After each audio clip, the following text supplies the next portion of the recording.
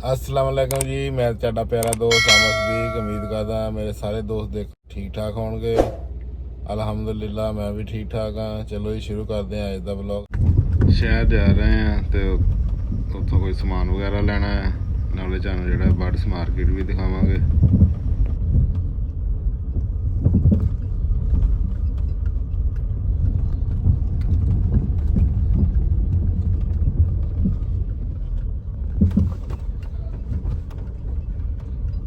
ਆ ਹੈਗਾ ਜੀ ਚੱਕ ਨੰਬਰ 34 ਜੀ ਮੈਂ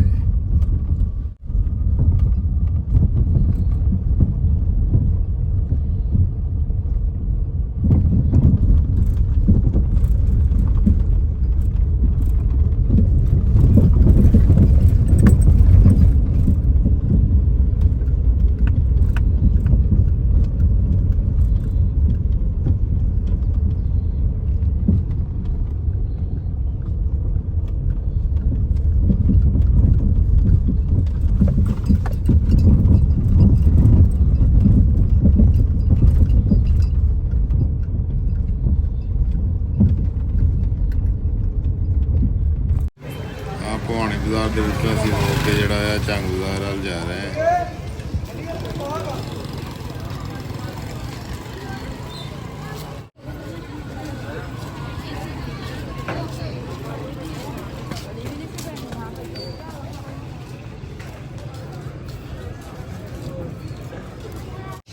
ਅਸੀਂ ਹੁਣ ਬਰਡਸ ਮਾਰਕੀਟ ਵਿੱਚ ਪਹੁੰਚ ਗਏ ਹਾਂ। ਤੁਹਾਨੂੰ ਇੱਥੇ ਜਿਹੜੇ ਪਰਿੰਦੇ ਦਿਖਾਉਂਦੇ ਹਾਂ।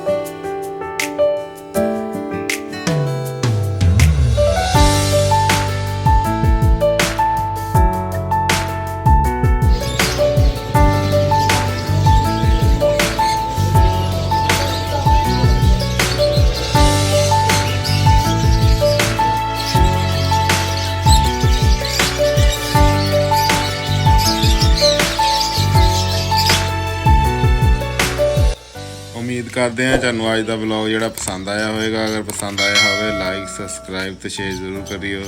Thanks for watching.